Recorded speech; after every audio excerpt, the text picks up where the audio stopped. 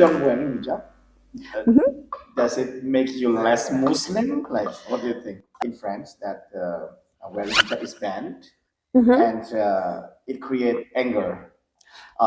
Let's say like cross Yeah. symbol, things like that. So it's because they are secular. Is it true, or So maybe there is some double standard? yeah. There are.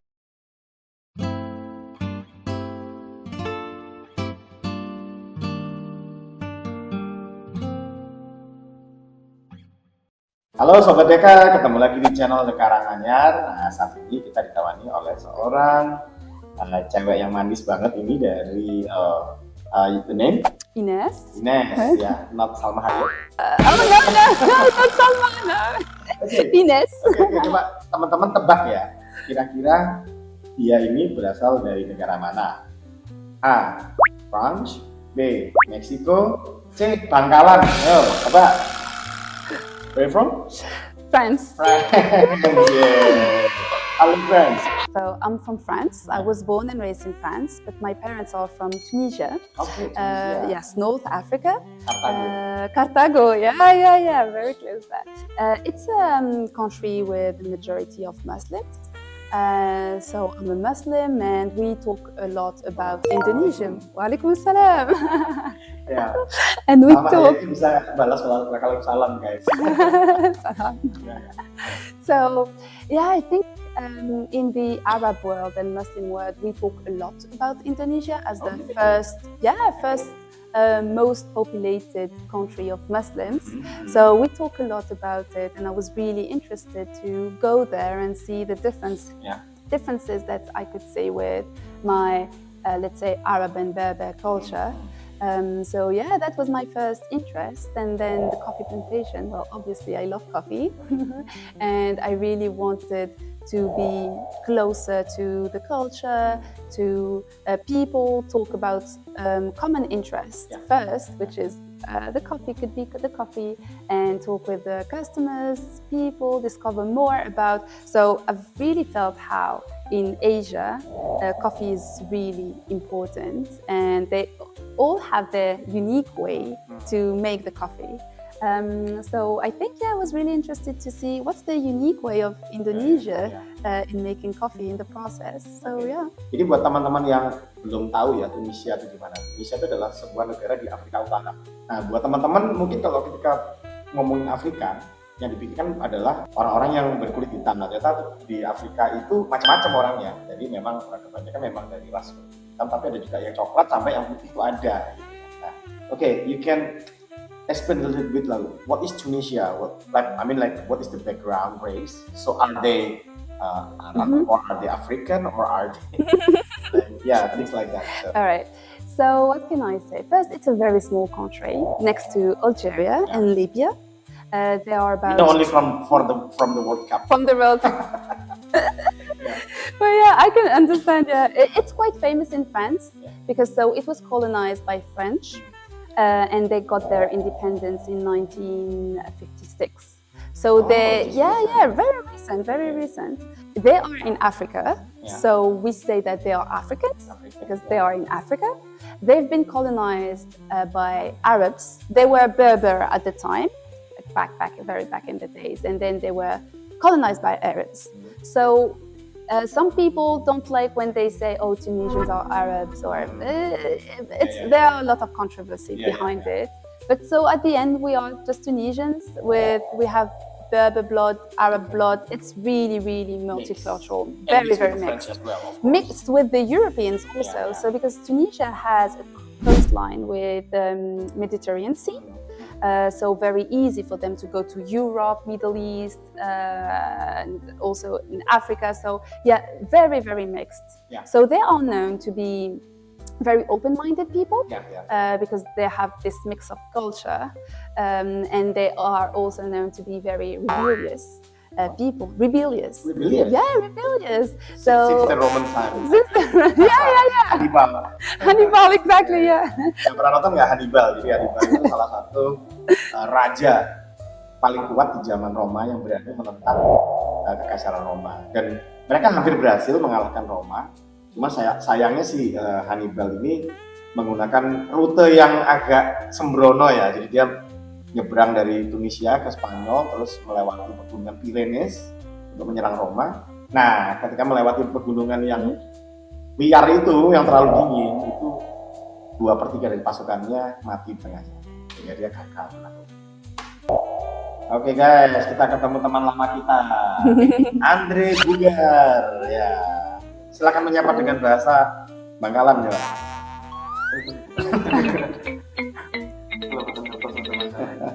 Ya biasanya kalau di video-video kita sebelumnya nyedulnya di kontennya langsung, tapi karena ini situasinya kafenya lagi ramai sekali, baristanya lagi sibuk, ya udah. So, but the coffee in Indonesia and in like in Middle Eastern is quite different, right? Like you like to put some spices in Yes, in the Middle East. Cardamom, yeah, it's very good. Yeah, It's very good with cardamom. I like but, it. do they taste the coffee with sugar or? Uh, Because I feel it's so bitter. yeah, that's true. That's true. So try to guess. This is almost seorang by the smell. All right. Yeah. I have one guess. Yeah. Wait. Is it Arabica? Yeah. Inilah 7 keunikan dari wisata di Karanganjar Blitar. Yang pertama, bangunan zaman kolonial yang masih terawat. Yang kedua, jangan lupa mampir ke kamar Bung Karno ya. Yang ketiga, kita bisa kasih makan burung dara. Yang keempat, kita bisa kirim kartu pos lewat Priven Bus. Yang kelima, kita juga bisa kuliner istimewa loh. Jadi lapar nih. Yang keenam, kopi spesial dari perkebunan sendiri. Waitersnya bule loh. Dan yang terakhir, kita juga bisa berfoto jadul ala noni Belanda. But you speak Tunisian or Arabic? So, the dialect is Tunisian, but at school they learn Arabic, like traditional Arabic. Yeah. And then the dialect. So each country in North Africa, they have their own dialect. Some words are similar, but still, like for example, when I go to Algeria, if it's on the east, I will be able to understand. But if I go more on the west, like the Moroccan side, it will be a little bit more difficult. The question is, as a Tunisian descent French, what is the challenge that you face like in daily basis in France? In France, I would say there are many different challenges. Maybe the first one would be sometimes you have to deal with both cultures. So I grew up with the Tunisian one, so in a very traditional Muslim family. So I have all the codes, Muslim codes, let's say. But it's difficult to try to match them with the French one because some of them are very similar and like in some values, but sometimes it's difficult. Like for example, just the food. We eat halal food, and it's sometimes difficult if you go, let's go to a restaurant. I have to make sure that either the food is halal or I can have vegetarian food. But then with time, I would say it's pretty easy to do that in Paris. So I live next to Paris. It's pretty easy to do that because there's a huge Muslim community there. So very easy to go to the mosque, even Ramadan, for example. So it's not, in France, Ramadan, it's just regular day. So in other places, Tunisia or even in Indonesia, it could be holidays. You have 2 weeks of holidays, you're right? expected to work exactly full power same. in France. Exactly, They don't want to know if you are exactly. Especially if you are a sportsman, like footballer. Yeah. But some of the Muslim players, they choose to fast. Yes. And this is great. It's amazing. Yeah, it's great. It's amazing. So I we are don't still know able. if I can do it. It's difficult. But I think we really managed to do that. Because it's a choice to be a Muslim there at the end. So they are making it easy also around you, like entire Muslim community. So I guess at the end you get used to it and you have your family around you. So it's pretty fine. Living in a very secular country. Does it also happen with let's say like Christianity? I would say so. In France, Christians they have some practices, but less. And with time also, they just go, for example, to the church in Sundays, and they have some practices, but they do that at home. With time, they say, so they are Christians, baptized when they are born, but then with time they are less and less. I feel, and especially with my friends, that's what they say too. When I went to Europe, so I also visit some cathedral. Yeah. Yeah. And I think most of the people that pray inside of the cathedral, not white people. Yeah. They're more like Yeah, black yeah. Asian people. That's true. Yeah. Because you know, in Indonesia, some Indonesian read news about in France that where hijab is banned, and it create anger of the Indonesian, like blah blah blah blah. Yeah. But usually I show them that this is not just for the Muslim, because in France, if it also prohibits to show, let's say, like cross symbol or things like that. So it's because they are secular. Is it true? Or maybe there is some double standard. Yeah. They are. So they are still very, especially now with time, I feel they are becoming more and more racist. Oh really? Oh yeah. Well, they've always been, but I think now they are showing it more on media, for example. So you have the extreme right party that Jean-Marie Le Pen. Jean-Marie Le Pen, exactly, yeah. That really gained voices. She has better results compared to the past years, and that can be really. It's a big concern in France because as you might know, there were some terrorist attacks in France, and as always, when there's this, you point the Muslims. So they really have a problem with Muslims, and because they are huge, like maybe more than 10% in France, and that's a lot. That's really a lot. So yeah, I guess that they have this, and they try to discriminate Arabs, Muslims, and non-whites more generally. But yeah, I really feel that it's becoming more and more difficult. Because more immigrants coming. Well, not more of them.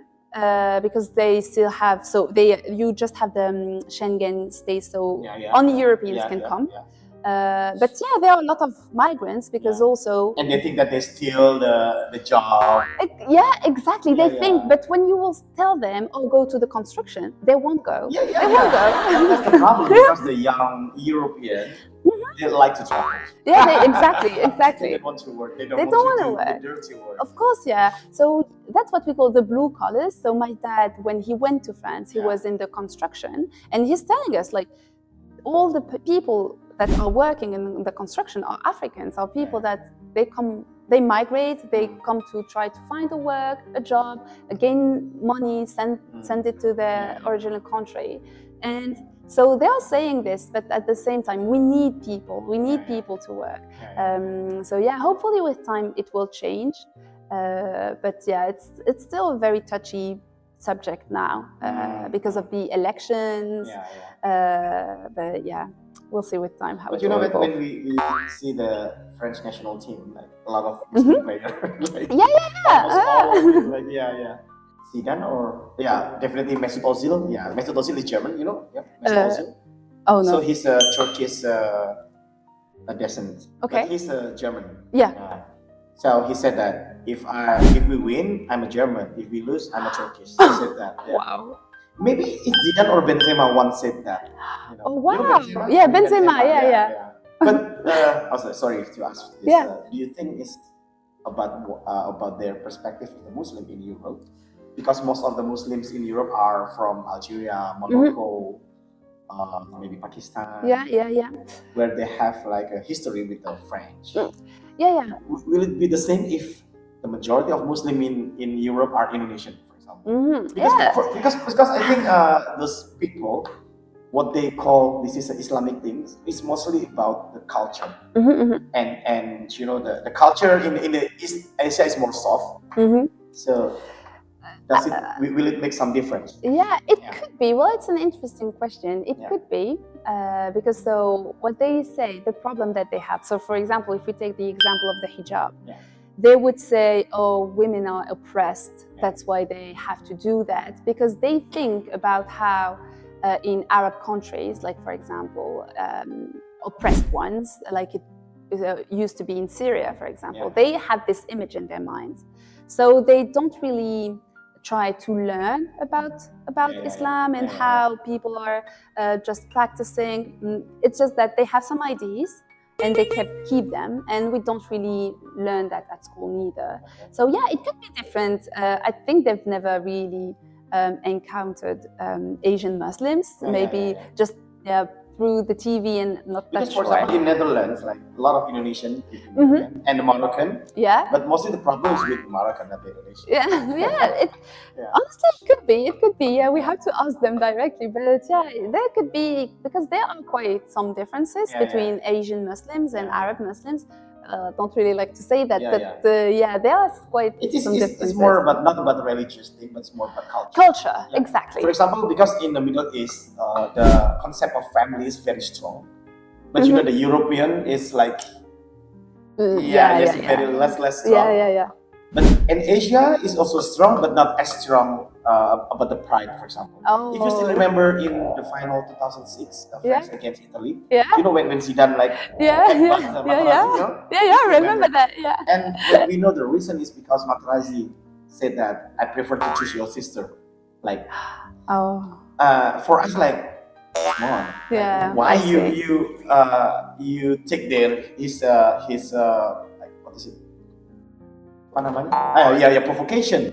Because you're still in this very important match. It is so stupid for us. But again, maybe in the perspective of the Middle Eastern, family is everything. So I cannot blame him. I can understand, definitely. Yeah. Do you think so? Oh yeah, I definitely catch that. So family is very important. We can see that. So my family, my dad, he still goes back and forth to Tunisia, even though it's very far, and it's a lot of efforts also. So yeah, it's very, very different. I see it with my friends, like, let's say white French, they are not that close with their families. Yeah, you could see that.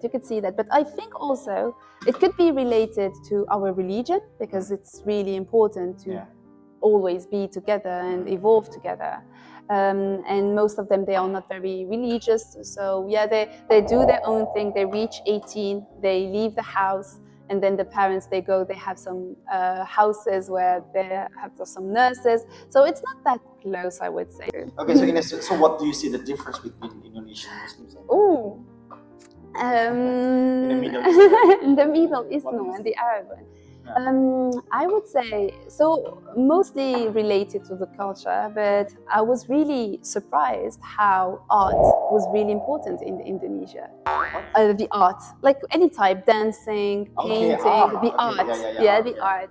Art is very important, and I've seen that. So before coming, I was in Bandung, West Java, and I felt that, oh wow, they are dancing, they are playing the music, whereas in some Arab countries, and well, it's not generally, but like personally, in my hometown in Tunisia, these things are prohibited. Like, oh no, you can't dance because this is like haram. This is with the shaitan. You can't do that. And mostly, like music, same. They really try to prohibit music. So that was really surprising to me. To see, oh wow, so, and I was talking with an Indonesian, and he explained me how Islam was introduced in Indonesia, and it was introduced through art, through the and exactly. So yeah, very, very surprised to hear that. So I think that was the most surprising to me. So basically, Indonesian like welcoming everything, like Hinduism, Buddhism, Christianity, Islam, Yeah, definitely so that. And how also you were able to all live together when I was in Bali, Hinduism, Islam, and it was quite nice in the same room, and there was really like nice. They were just all together, and that's not really something. And the Christmas week. Christmas, For example, Christmas, going there, talking with people, and just sharing and seeing, because at the end, like, it's the same God, and we have to be always all together. So when at the church, I said to the priest and the Christian there, and I said, because I always take the international community here to see this is Indonesia. We can live together, and respect each other. Where in some areas of the Europe, it doesn't even happen, even in the same Christian sector. Exactly. Yeah. But in here, we help each other. Of course, not all Indonesian like this, but in general, I can say. In general.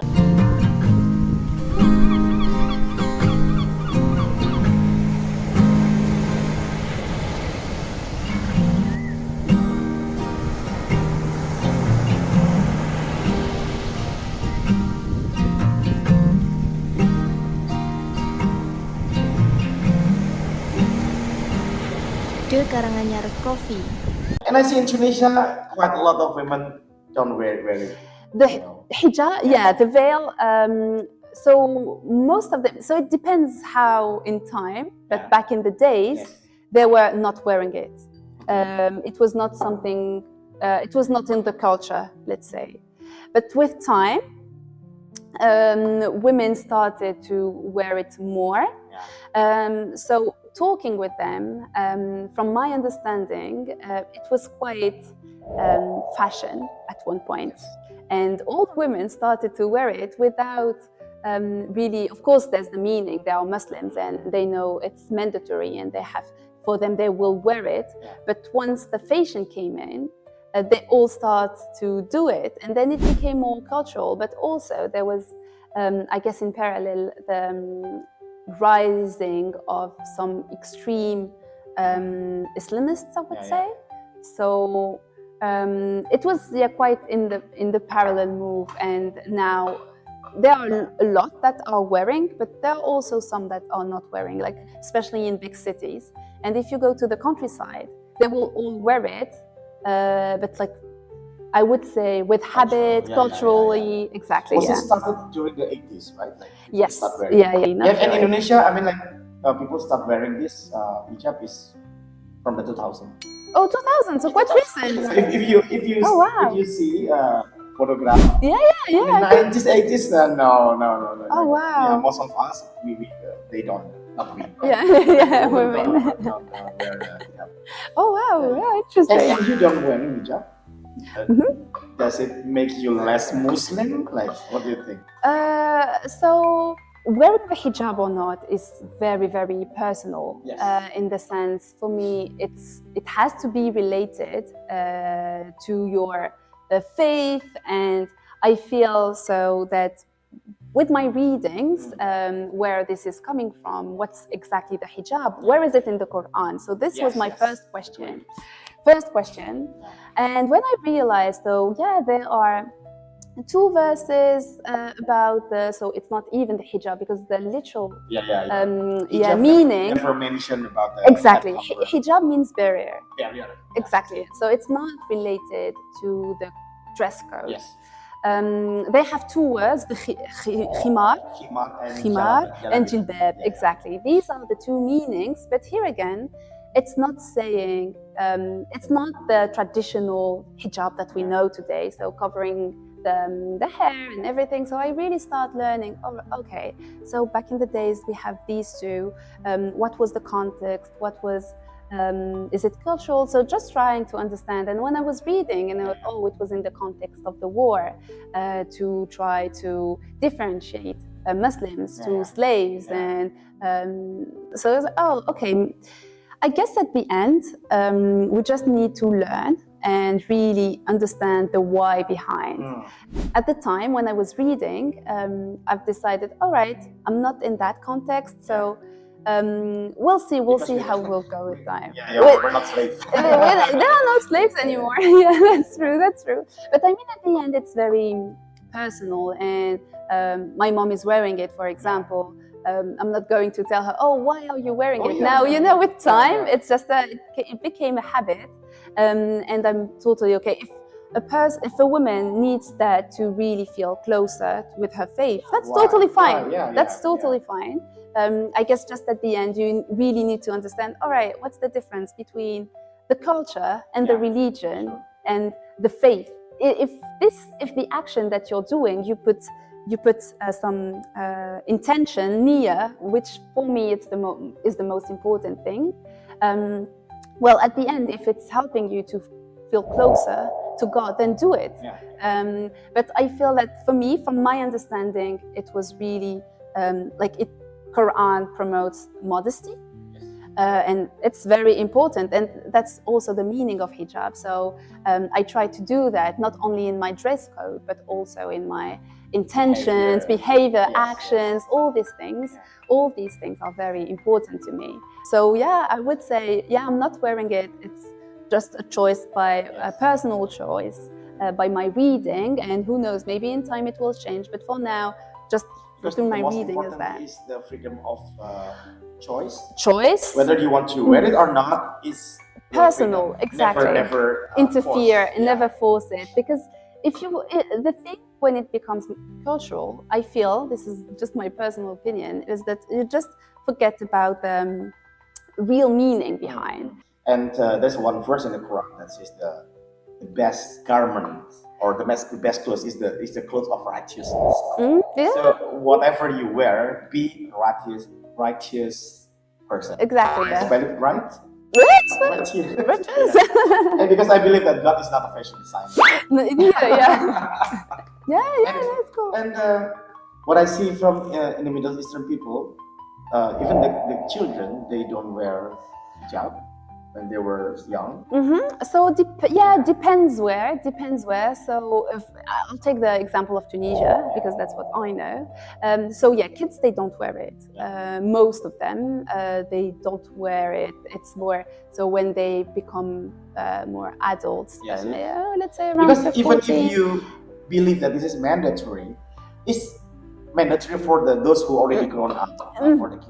Yeah. So in the Quran, the thing is not saying that it's so the traditional, what we know today, like the hijab we know today, that is explicitly said in the hadiths, like interpretations, because again, different schools, different interpretations. So here again, it's a bit different.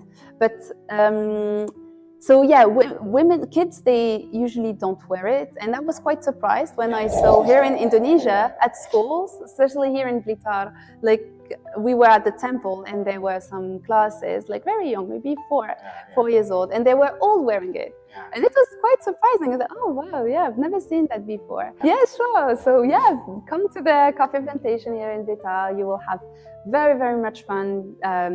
You will always see some foreigners coming from everywhere. Very cool to exchange some discussions about the culture, like I've experienced with here Indonesian, and please go talk with them, because that's definitely why we are here. Just to talk with the others, exchange some discussions, nice discussions, just like we had today, and yeah, get to know more each other. So yeah, come to the coffee plantation, enjoy the really nice coffee, and talk with the people that you will see around. Okay, Max. Okay, Inez, Maxi buku. Teman-teman ketemu lagi ya di video selanjutnya. Assalamualaikum. Assalamualaikum. Thank you.